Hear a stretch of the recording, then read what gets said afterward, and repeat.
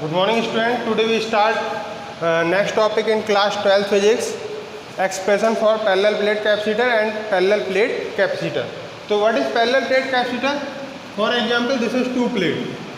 If two plate having equal and opposite charge separated at a finite distance, if two plates having equal and opposite charge separated at a finite distance and any dielectric is filled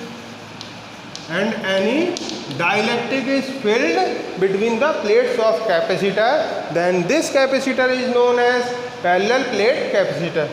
If two plates having equal and opposite charge, for example this is minus q and this is plus q, two plates having equal and opposite charge separated at finite distance and any dielectric is filled between the plates of capacitor, then this capacitor is known as parallel plate capacitor.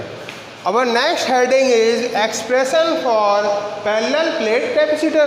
तो expression it means formula हम लोग को drive करके लाना है parallel plate capacitor के लिए.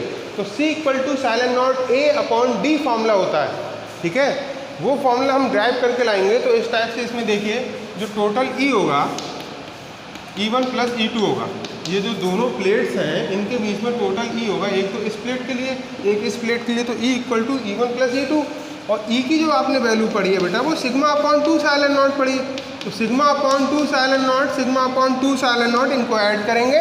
2 silent not is the LCM, then sigma plus sigma, it means E equal to 2 sigma upon 2 silent node, it means sigma upon silent node. Student, we know about the value of it means the formula of B equal to E dot D, and the formula of E is sigma upon silent node and D, and we know the formula of capacitance. It means we know that C equal to Q upon B, and the value of Q is Q, and the value of sigma is sigma upon silent node or D.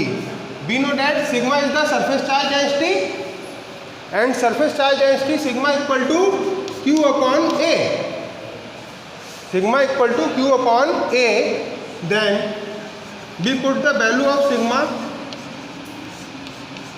it means Q upon A, and Q is cancelled by Q. Then C equal to जो आपका आएगा epsilon naught A upon D, ये आपकी value आ जाएगी. But if dielectric is filled, ये जो आपकी जो C की वैल्यू आई है C equal to epsilon naught A upon D, ये किसके लिए है? ये फ्री स्पेस या एयर के लिए है.